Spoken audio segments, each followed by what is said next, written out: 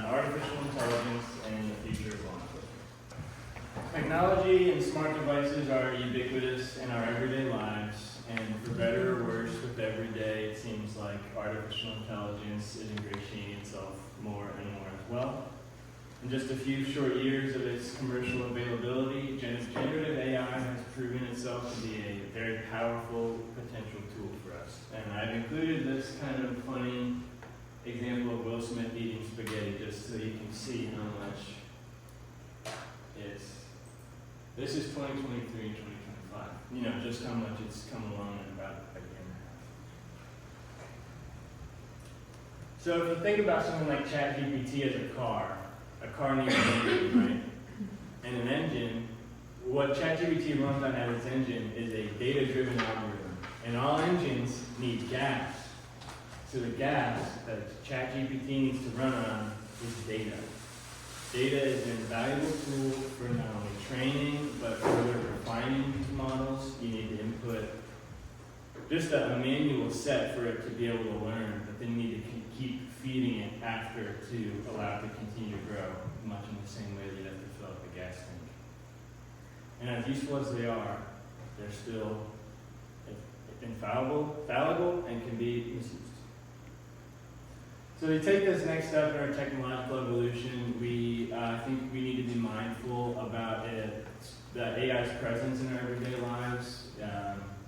We should know more about how they operate. We should be aware and conscious when we are interacting with them or interfacing with them. And I think another field where it's especially crucial for us to understand it is in law enforcement, especially given that they're a community-facing job, and in the last 5 to 10 years, they've had a significant decrease in public trust. So this is a review of my literature. I'm sorry, it might be a little hard for you guys to read, but this slide is just kind of emblematic of the most favorable or generous view of what predictive policing could be. So it's essentially this notion that law enforcement agencies can access national databases of crime to get better data processing and analytics. It allows them to improve facial recognition programs, license plate softwares, even develop smart surveillance cameras that could potentially watch themselves, quote unquote. And the whole idea behind this is that the implementation of these predictive programs allows law enforcement to better understand and even expound upon criminological theories that they practice. So, broken windows, string theory, etc. However, the reality is not so peachy. According to Dallas, so this kind of just gives some current examples of smart policing, AI implementation in law enforcement agencies that are active today. The second bullet point talks about the strategic subjects list. It was Chicago's attempt at implementing predictive policing actually almost 12 years ago. It didn't really go anywhere, wasn't really effective at stopping or predicting crime.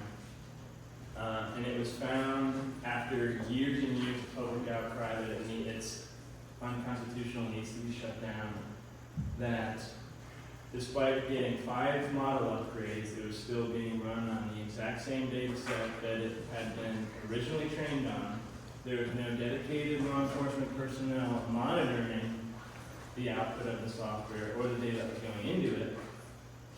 And not to mention, if a cop pulled over somebody and that's suspicion of drunk driving, give them a ticket or whatever, that doesn't result in an arrest, that's an innocent person, but the interaction is still in their database as a violation, quote unquote. So it leads to heightened and unlawful suspicion. And you can see here Operation Later and the prolific offenders list. These are similar attempts that went much the same way as the strategic subjects list. Operation Laser in Los Angeles was very similar, kind of harmless, didn't really result in much. However, the prolific offenders list is probably the worst case scenario of what these programs could be. In law enforcement officers were using this pre and during COVID to unconstitutionally enter people's homes, stop people, and arrest them, and even follow them. So this kind of goes into the finer problems. It's structural bias.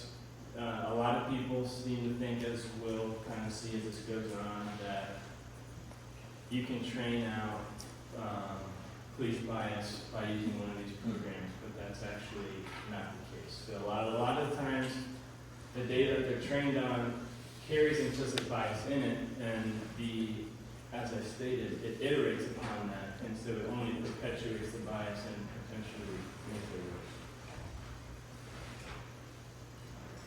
So this kind of gets into my main research and hypothesis questions. I'm going to go through these kind of quick because there's a lot of them. The first two deal with someone's knowledgeability of technological software and innovations. I want to know if their knowledgeability of that sort of stuff affects the way that they view the adoption of artificial intelligence personally and commercially, and then the same, how they view it, how they view artificial intelligence's adoption in law enforcement agencies that track. Okay. So 3 and 4 are basically exactly the same, except instead of testing for a person's technological knowledgeability, I'm looking at their race. How does their race affect their perception about the adoption of artificial intelligence personally by law enforcement, etc. Again, much the same. So instead of swapping out race, I'm putting in age. I want to know if their age has a significant effect on how someone views the adoption of artificial intelligence in these respective fields. Then finally, research question 7. I want to know if there's a correlation between the two. If you are someone who has a particularly favorable view of personal or commercial use of AI, does that mean you'll also have a positive view that that's used by law enforcement? So in methodology, I designed a 44-question survey administered to community members in a small Northwest Ohio community. 12 of them were designed solely to gauge the technological knowledgeability scale, beginner, intermediate, and advanced. Questions were based off of recommendations from a digital forensics research article and then another case study from the University of Washington about gauging technical knowledge. Then 16 of them, there's the second section, which is 16 questions gauging their feelings about AI outside law enforcement, and then another 16 gauging how they feel about AI used by law enforcement.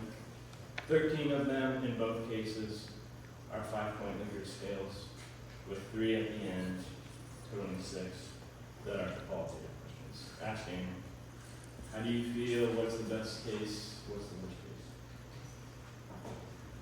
And then finally, each section, each person, I basically transcribed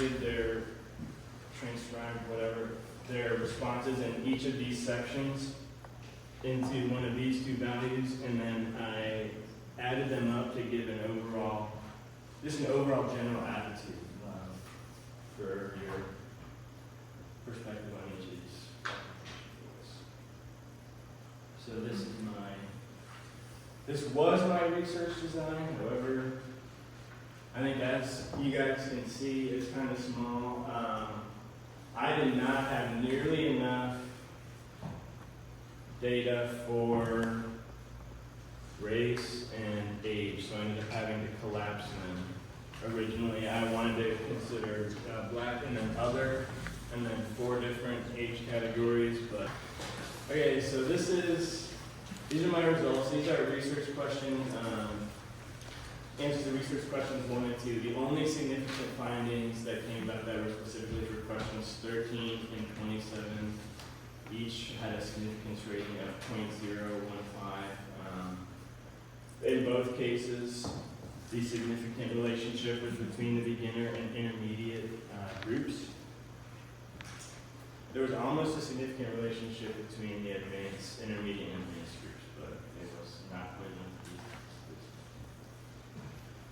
So the third one, how does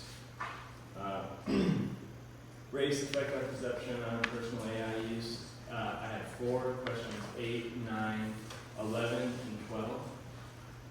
In all 4 of these cases, the indication was that people of color tended to have a more positive view of AI use in their personal lives. So then, taking into account the overall attitudes, I got a significant value. Yay! People of color, as I kind of stated before, tended to have a more favorable view of personal AI use compared to white folks. Going on to research question 4, I only found 2. Kind of surprising. Both of these questions indicated that people of color also felt more positively about law enforcement's use of AI, but there was no significant overall.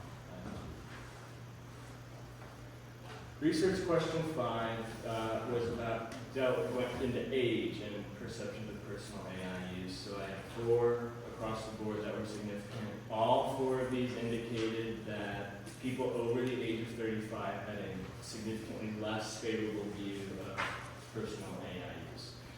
I was kind of surprised that almost a third of them yielded a significant result, but there was no significant overall difference in attitude. Research question 6, though, that was my real home run, I guess. All 6 of these were significant and were indicative of people over the age of 35 being much more favorable of artificial intelligence's use by law enforcement. So, getting the overall attitude, again, no surprise, I find the same result. Yes. So that finally brings me into research question 7, correlating the overall scores. I took everyone's overall P statistic and everyone's overall LE statistic, and I ran a Pearson correlation. I ended up getting an R of 0.75 at a significance level of less than 0.001, which would seemingly indicate that there is a at least moderate positive correlation between the two, indicating that generally if somebody has a more favorable view of it personally, I'll have a more favorable view of it by using law. I do think because there was a very high standard deviation, and my R-squared linear is super high here. I don't think that your view of AI was the sole affecting variable. I think there was something else at play that I didn't test on in the studies. Yeah. So in conclusion, 3 of my 7 research questions, I rejected the null hypothesis, those being that people of color tended to have a more favorable view of artificial intelligence in their personal lives, that people over the age of 35 had a more favorable view of AI by law enforcement, and that there's a correlation across the board that those who tended to have a more favorable view of it in their own lives had a more favorable view of it by law enforcement. So my limitations, I had unequal sample sizes. I kind of talked about that when I mentioned collapsing my variables. I had an overwhelming amount of white people and an overwhelming amount of college students. I tried to mitigate that the best I could. I ran Welch's test, Brown, Forsyth, whatever I did, the Levine's test, all that, make sure that homogeneity of variances was failed to be detected, whatever. But I still think it could affect some of the outputs. And also just in the same vein, I hesitate to entirely accept some of my findings for race, less so age, just because I clumped together, like African Americans, Asians, Middle Easterns, Indians. Like, there's a lot of cultural difference that, like, in just in those 4 groups that I think could really drastically shift the way that we view these. Even though age was a similar sample size overall, I tend to accept that more just because it was all white people, all approximately between the ages of like 35 to like 70, and age in the shirts. And then the other one, the technical knowledge index was confidence-based. So, in the sake of time, those first 12 questions that I mentioned, I didn't make it a straight right or wrong test. I asked for people's confidence in their ability to do varying levels of difficulty, like technical challenges, right? My issue is that I did not account for the Dunning-Kruger effect. In analyzing my data, I came to realize there were a lot of people who were extremely overconfident in their technical abilities. They would report, being able to change their computer's OS, but they would give me a completely wrong definition of what a website cookie or an IP address is, which doesn't necessarily mean that those can't coexist, but and then vice versa. People who would say, "Oh, I don't know what a cookie is, but give me the exact right definition," and then underreport it, it's possible. So, my references and my questions. I'm ready for getting.